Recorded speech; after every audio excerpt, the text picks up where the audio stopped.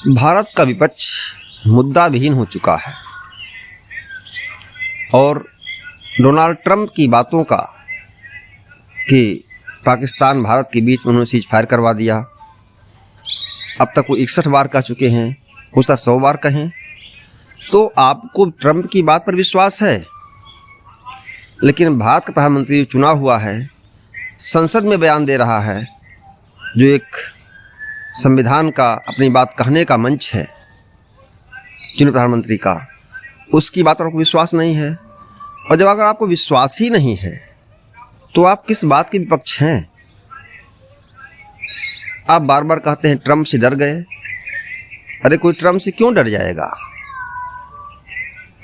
Trump ने कहा कि भारत की अर्थव्यवस्था डेड हो चुकी है, आपने उसे पकड़ लिया। यानी आपको अपने भारत की संप्रभुता पर, भारत की एकता और अखंडता पर विश्वास नहीं है। सत्ता की राजनीति के लिए आप ही इस हद तक आगे निकल जाते हैं कि जनता का अपमान कर रहे हैं।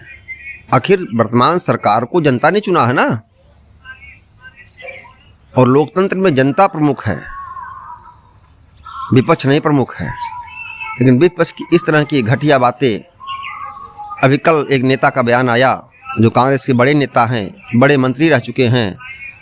उन्होंने कहा कि चूँकि G20 में अफ्रीका मोदी जी गए हुए हैं, वहाँ ट्रंप नहीं आएंगे, ट्रंप नहीं आएंगे इसलिए वहाँ चले गए।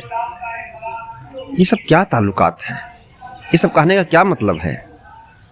इसका मतलब भारत का विपक्ष और उसकी सोच दोनों अपने निचले स्तर पर है। जो प्रधानमंत्री के विरोध के चक्कर में पूरे देश का अपमान कर रहा है विपक्ष। आप सरकार की आलोचना करिए, आप व्यक्तिगत आलोचना करेंगे। खैर, आलोचना समालोचना का दौर जो पहले एक मर्यादापूर्ण था, वो दोनों पक्षों से ख़त्म है, पक्ष हो या विपक्ष। जब आप किसी को कहेंगे ये खून के सौदागर हैं, तो आप पर भी कहा जाएगा कि आप विदेशी हैं।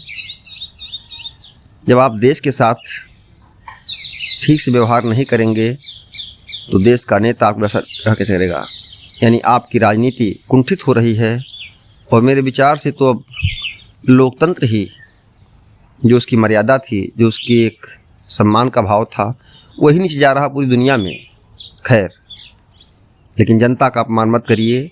जनता के जो प्रधानमंत्री हैं वो, उनका अपमान मत करिए देश का। नमस्कार।